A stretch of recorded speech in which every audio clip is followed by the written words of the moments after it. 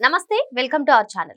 YCP కీలక నేత మాజీ డిప్యూటీ సీఎం తమ్ముడు అయినటువంటి అంజద్ బాషాను పోలీసులు అరెస్ట్ చేశారు. మరి ఆయనను నిన్న ముంబైలో అదుపులోకి తీసుకుని తర్వాత కడప తరలించడం జరిగింది. మరి కడప పోలీసులు ఆయనను అయితే విచారిస్తున్నారు.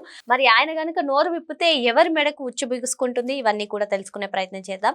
దీన్ని పూర్తిగా విశ్లేషించడానికి మనతో పాటుగా ఉన్నారు senior journalist doctor Bharat Reddy గారు. సార్ నమస్తే. నమస్తే సార్, వైసీపీ హయాంలో అన్న అధికారాన్ని అడ్డం పెట్టుకుని ఆయన చేసినటువంటి అక్రమాలు, దౌర్జన్యాలు అన్ని ఇన్ని కావు. మరి మొత్తానికి అప్పుడు ఎటువంటి చర్యలు తీసుకోకపోయినా కూటమి ప్రభుత్వం అధికారంలోకి వచ్చిన తర్వాత ఆయనపై అయితే చర్యలు తీసుకున్నారు. ఈ నేపథ్యంలోనే అంజద్ బాషాను అరెస్ట్ చేయడం జరిగింది. మరి మొత్తానికి ఆయనను కడపలో విచారిస్తుండగా ఆయన గనక నోరు విప్పితే ఎవరి మెడకు ఉచ్చు బిగుసుకునే అవకాశం ఉందంటారు? రాజకీయ నాయకులు వాళ్ళు పదవిలో ఉండగా వాళ్ళ బంధువులను, కుటుంబ సభ్యుల్ని రాజకీయాలు తెస్తుంటారు.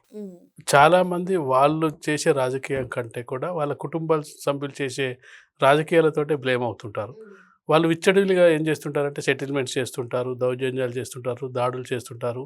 అంటే వాళ్ళ ఈ కుటుంబమే అధికారంలో ఉందనే ధీమాతోటి ఇవన్నీ చేస్తుంటారు. ఇవన్నీ ఎప్పుడు బయటకు వస్తుంటామంటే వాళ్ళ కుటుంబ సభ్యులు అధికారంలో ఉన్నన్ని రోజులు వాళ్ళకి ఎలాంటి డోకా ఉండదు. కానీ ఎప్పుడైతే అధికారం దిగిపోయిన తర్వాత అప్పుడు ఒక్కొక్కటిగా బయటకు వస్తుంటుంది.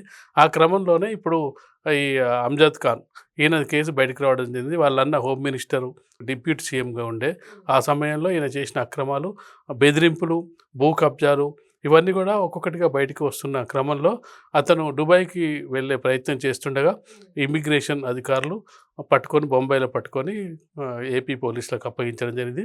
విచారణ నిమిత్తం కడప పోలీసుల ఆధీనంలో ఉన్నారు. అయితే ఇప్పుడు అతను అంటే ఇప్పుడు ఎందుకు అరెస్ట్ చేశారు అనే దానికి వచ్చినప్పుడు గతంలో చాలా అక్రమాలు చేయడం జరిగింది, దౌర్జన్యాలు చేయడం జరిగింది. వేరే వాళ్ళను ఆ ఇంటిని ఆక్రమించుకొని వాళ్ళ మీద దౌర్జన్యం చేయడం జరిగింది. అసలు కూటమి ప్రభుత్వం అధికారంలోకి వచ్చిన తర్వాత కూడా సోషల్ మీడియాలో విపరీతమైన పోస్టులు పెట్టడం జరిగింది.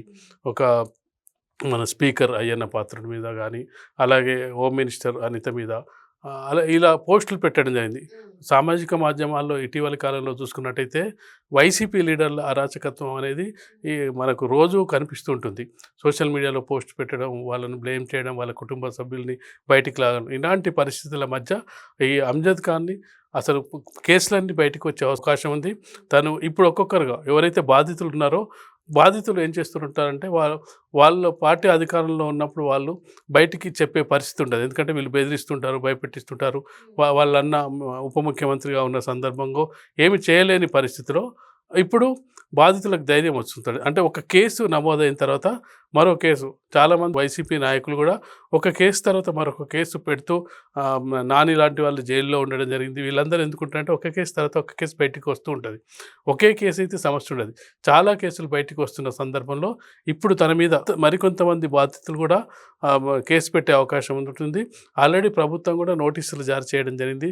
ఏదైతే సోషల్ మీడియాలో స్పీకర్ మీద, హోమ్ మినిస్టర్ మీద, వీళ్ళ మీద పోస్ట్ చేయడం, సామాజిక మాధ్యమాల్లో పోస్ట్ చేయడం, దీనికి సంబంధించి పోలీస్ విచారణలో మరిన్ని అంశాలు అయితే తెలిసే అవకాశం అయితే కనిపిస్తుంది. ఓకే సార్, మరి మొత్తానికి కూటమి ప్రభుత్వం అధికారంలోకి రాగానే ఆయన అజ్ఞాతంలోకి వెళ్ళిపోయారనే చెప్పుకోవచ్చు.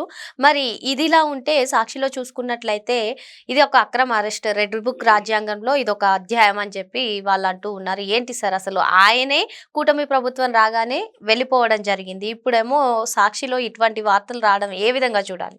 వైసీపీ నాయకులు కానీ, సాక్షి కథనాల్లో కానీ ఎవరు అరెస్ట్ అయినా కానీ అక్రమ అరెస్టులు అని చెప్పేది అది సర్వసాధారణం. మామూలుగా అధికార పక్షంలో ఉన్న వాళ్ళు ప్రతిపక్షాన్ని దాడి చేస్తుంటారని చెప్పి ప్రతిపక్షం ఆరోపిస్తూ ఉంటుంది. అయితే ఇవన్నీ నిజమా అబద్ధమా? ఏదైతే గతంలో జరిగిన భూ ఆక్రమణ కేసులు, భూదందాలు, బెదిరింపులు, దౌర్జన్యాలు, వీటికి సంబంధించి కేసులు నమోదు అప్పుడు ఎందుకు చేయలేదు? అప్పుడు వైసీపీ ప్రభుత్వం ఉన్నప్పుడు కనీసం కేసులు కూడా నమోదు చేయలేడు. ఇప్పుడు కేసైనా కనీసం నమోదు చేయాలి. తర్వాత విచారణలో ఏం జరుగుతుందో తెలుస్తుంది. కానీ కేసులు కూడా నమోదు చేయకుండా ముందుకెళ్ళిన పరిస్థితి మనకు కనిపిస్తుంటుంది. ఇంకా రెడ్ బుక్ అంటే, రెడ్ బుక్లో ఎవరున్నారు? రెడ్ బుక్ అంటేనే మాకు ఏమంటారు, హాస్పిటల్ వెళ్ళాల్సిన పరిస్థితి వస్తుంది, హార్ట్ అటాక్ వస్తుందని చెప్పి వైసీపీ లీడర్లే మాట్లాడుకుంటున్న సందర్భాన్ని మనం చూసాం. సరే, రెడ్ బుక్లో ఏముంది, ఎవరి పేర్లు ఉన్నాయని మనకు ఒక్కొక్కటి బయటకు వస్తున్న సందర్భంలో ఎవరైతే ఆక్రమణలు చేశారో, ఎవరైతే దౌర్జన్యాలు చేశారో, ఎవరైతే భూదందా చేశారో వీళ్ళ పేర్లే బయటకు వస్తున్నాయి తప్పిస్తే వైసీపీలో చాలామంది నాయకులు ఉన్నారు. అందరి పేర్లు ఎందుకు బయటికి రావట్లేదు?